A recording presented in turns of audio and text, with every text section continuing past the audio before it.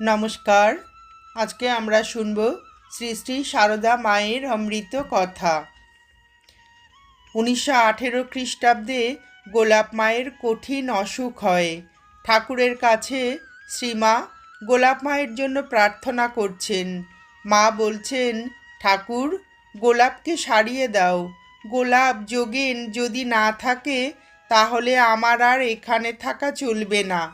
ওরা গেলে আমি এখানে থাকবো কি করে?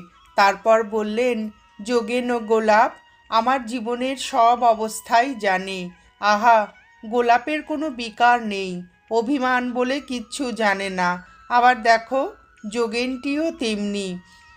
তখন যোগেন এমন ধ্যান করত যে চোখে মাছি ঢুকে বসে থাকলেও কোনো হুঁশই থাকতো না। আহা, ওদের হয়ে যারা বলবে তাদেরই কল্যাণ হবে।